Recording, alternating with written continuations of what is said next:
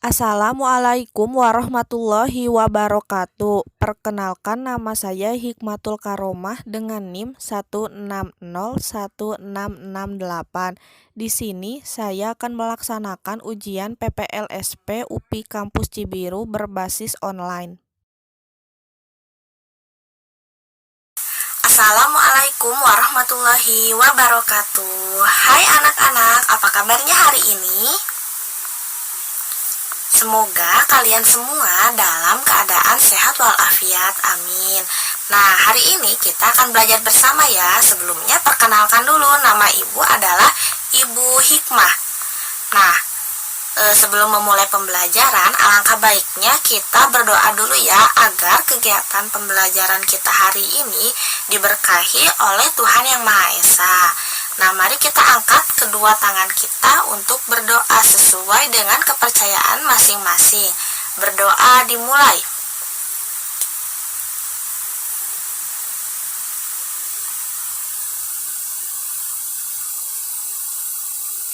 Amin.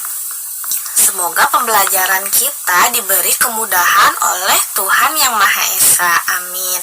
Nah, apakah kalian sudah siap untuk mengikuti kegiatan pembelajaran hari ini? Ayo, kita harus semangat ya. Meskipun kita sedang berada di rumah, tapi kita harus semangat untuk mengikuti kegiatan pembelajaran. Nah, sekarang coba siapkan dulu alat tulisnya ya. Nah, coba siapkan dulu. Ayo, keluarkan dulu alat tulisnya. Alat tulis ini akan digunakan untuk mencatat materi yang akan Ibu sampaikan hari ini. Nah, coba kalian sudah menyiapkan alat tulisnya? Nah, jika sudah, kita mulai ya pembelajaran hari ini. Nah, hari ini kita akan mempelajari tema 8, yakni lingkungan sahabat kita, subtema 2, mengenai perubahan lingkungan, pembelajaran 5. Nah, tujuan pembelajaran kali ini adalah kalian dapat menyebutkan peristiwa yang ada pada gambar. Lalu kalian dapat mengidentifikasi urutan tindakan pada teks non-fiksi. Selain itu, kalian juga dapat menyebutkan 3 nama tarian daerah yang ada di Indonesia, dan juga dapat mengidentifikasi jenis-jenis pola lantai yang ada pada tarian daerah. Nah, sekarang coba perhatikan gambar yang ada di samping. Nah, di sini ada gambar. Coba menurut kalian peristiwa apa sih yang terjadi pada gambar di samping? Ayo, siapa yang tahu peristiwa apa yang terjadi pada gambar di samping? Ya, betul sekali ya. Gambar di samping merupakan gambar yang menunjukkan peristiwa kekeringan. Nah, di sini siapa sih yang tahu apa itu peristiwa kekeringan? Coba, siapa yang mengetahui apa sih peristiwa kekeringan itu? Ya, betul sekali ya. Kekeringan merupakan keadaan kekurangan pasokan air pada suatu daerah dalam masa yang berkepanjangan. Biasanya kejadian ini muncul karena curah hujan yang rendah. Nah, sekarang Ibu ingin bertanya nih, siapa yang di sekitar rumahnya pernah mengalami keadaan kekeringan? Ayo, acungkan tangannya, siapa yang pernah mengalami kekeringan? Nah, apa yang kalian rasakan ketika kalian mengalami kekeringan? Iya, pasti kalian merasakan tidak enak ya ketika kekeringan karena kita kesulitan air. Nah, karena air ini merupakan sumber kehidupan bagi manusia, sehingga jika tidak ada air, maka kita akan merasakan kesulitan.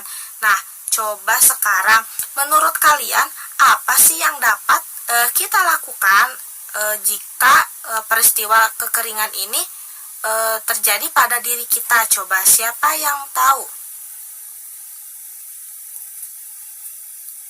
Apa saja yang dapat kita lakukan saat menghadapi peristiwa kekeringan?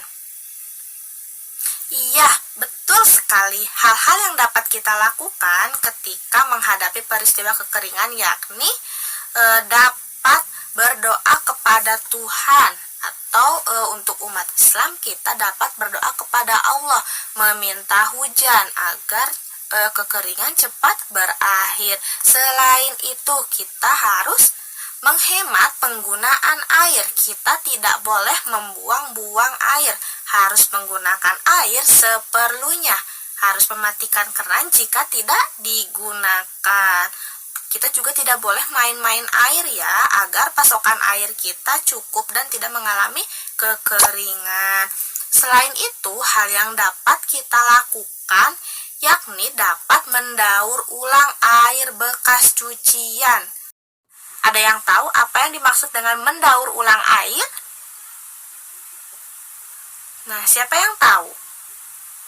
Ya, betul sekali, mendaur ulang air artinya memanfaatkan kembali air yang sudah pernah digunakan. Contohnya, air bekas mencuci sayuran ataupun air bekas mencuci beras. Nah, kita dapat memanfaatkan air tersebut untuk misalnya untuk menyiram tanaman yang ada di sekitar rumah kita. Nah, jadi air yang semula telah digunakan untuk mencuci makanan dapat dimanfaatkan kembali untuk menyiram tanaman, seperti itu.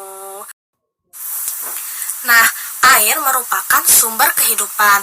Ketika hujan tidak turun dalam waktu yang lama, maka bencana kekeringan akan melanda suatu daerah. Nah, hal-hal yang dapat dilakukan seperti yang telah kita bahas sebelumnya banyak ya.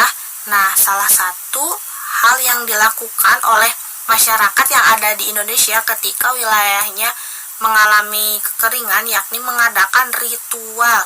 Nah, salah satu masyarakat yang melakukan ritual ketika daerahnya mengalami kekeringan ada di Desa Bayan yang terletak di Lombok Utara, Provinsi Nusa Tenggara Barat. Nah, masyarakat di Desa Bayan ini ketika menghadapi kekeringan, maka tokoh adat atau sesepuh desa tersebut akan melakukan suatu ritual. Ritual ini bertujuan untuk memohon hujan kepada Tuhan yang Maha Kuasa. Nah, itu merupakan salah satu bentuk ritual yang ada di Indonesia dalam bentuk tarian ya. Nama tariannya adalah tarian Suling Dewa. Nah, selain tarian Suling Dewa, di Indonesia ini kaya akan bermacam-macam tarian daerah ya. Nah, sekarang coba Ibu ingin tahu siapa sih yang tahu tarian apa saja yang ada di Indonesia? Ayo. Ya, betul sekali, ada tari saman, ada tari jaipong, ada tari kecak, ada tari merak, ada tari piring, ada tari sedati, ya, dan masih banyak tari-tarian yang lainnya yang ada di Indonesia. Nah, sekarang Ibu ingin kalian memperhatikan gambar yang ada di samping. Ada yang tahu gambar di samping ini menunjukkan tarian apa ya? Ya, betul sekali, gambar di samping merupakan gambar tarian Jaran Kepang yang berasal dari Yogyakarta. Nah, siapa yang tahu pola lantai apa yang ada pada tarian Jaran Kepang ini? Nah, tarian Jaran Kepang ini memiliki pola lantai zigzag ya. Coba diperhatikan gambarnya, terlihat bentuk penari-penari. Posisi penari-penari ini adalah zigzag. Nah, sekarang Ibu punya gambar yang lain. Coba diperhatikan. Nah, menurut kalian ini tarian apa ya? Siapa yang tahu? Betul sekali, gambar di samping merupakan tarian saman ya. Tari saman ini merupakan tarian yang berasal dari Aceh. Nah, pola lantai pada tari saman ini merupakan pola lantai horizontal atau berbentuk lurus. Nah, sekarang Ibu punya gambar lagi. Coba perhatikan. Nah, gambar ini siapa yang tahu menunjukkan tarian apa? Ya, betul sekali. Gambar di samping merupakan tari piring yang berasal dari Sumatera Barat. Nah, tarian piring ini memiliki pola lantai yang berbentuk persegi panjang. Iya, betul sekali. Nah, selanjutnya Ibu masih punya gambar nih. Coba perhatikan ya. Nah, siapa yang tahu gambar tarian apa itu? Ya, betul sekali. Gambar di samping Ibu merupakan gambar tari tandak yang berasal dari Riau. Nah, tari tandak ini memiliki pola lantai berbentuk lingkaran. Nah, terakhir Ibu masih punya gambar. Ini dia gambarnya. Nah, siapa yang tahu gambar apakah itu? Betul sekali. Gambar di samping merupakan tari sekapur sirih yang berasal dari Bengkulu. Nah, tari sekapur sirih ini memiliki pola lantai garis lengkung. Nah, tadi kalian sudah belajar mengenai beberapa jenis pola lantai. Untuk lebih memahami tentang pola lantai, coba kita lihat dulu ya video berikut ini.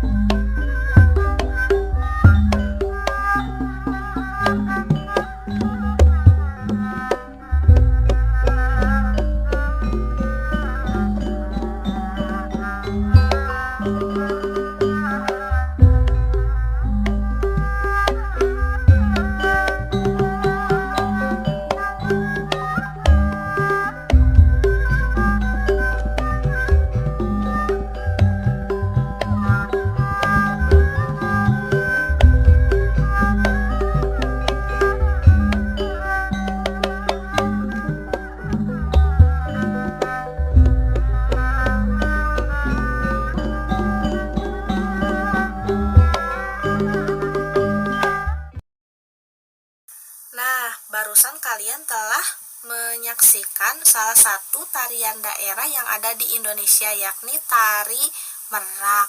Nah, tarian tersebut mengandung pola lantai. Nah, sekarang Ibu ingin bertanya, siapa yang mengetahui apa yang dimaksud dengan pola lantai? Coba.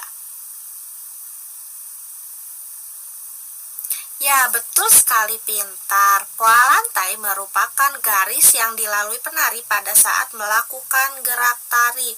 Nah, tadi di video juga kalian sudah melihat ya bahwa posisi penarinya itu berubah-ubah. Itu merupakan susunan pola lantainya ya, seperti itu. Nah, tadi kalian sudah melihat ya mengenai jenis-jenis pola lantai. Nah, sekarang Ibu ingin kalian menyebutkan 5 pola lantai yang telah kalian saksikan tadi. Apa aja?